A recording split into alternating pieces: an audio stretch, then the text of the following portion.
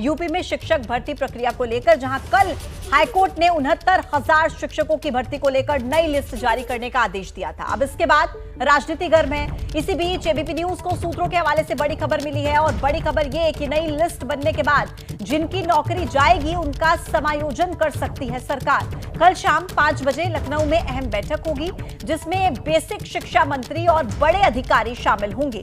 सरकार की कोशिश है कि किसी की भी नौकरी ना जाए। और इसी खबर पर ज्यादा जानकारी के साथ अभिषेक उपाध्याय हमारे साथ सीधे कनेक्ट हैं। अभिषेक, ये जानना चाहेंगे कि इस पूरे मामले को लेकर सरकार की पूरी प्लानिंग क्या नजर आती है?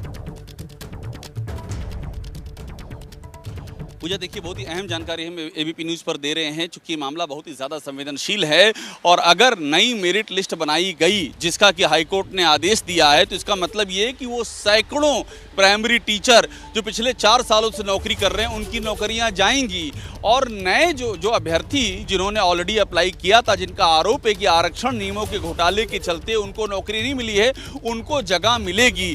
तो कई नई नौकरियां मिलेंगी और कई नौकरियां जाएंगी। तो ऐसे में जिनकी नौकरियां जाएंगी उनमें अनरेस्ट होगा, असंतोष होगा। तो सरकार विचार कर रही है कि उनका समायोजन किया जाए, यानी कि उनका एडजस्टमेंट किया जाए, यानी कि उनकी नौकरी बचाए रखी जाए, उसके तरीके निकाले जाएंगे।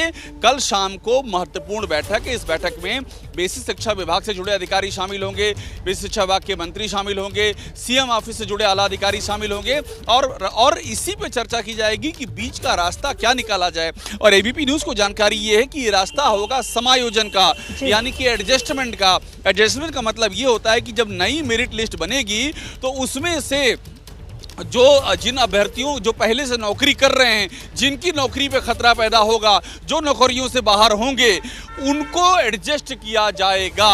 सरकार की कोशिश है कि उनकी नौकरियां ना जाने पाए। अभी तक इसमें कोई अंतिम फैसला नहीं हो पाया है, लेकिन इस पर विचार हो रहा है कि इस रास्ते पे सरकार आगे बढ़े और उसका कोई एक रास्ता कल की मीटिंग में निकल करके सामने आए।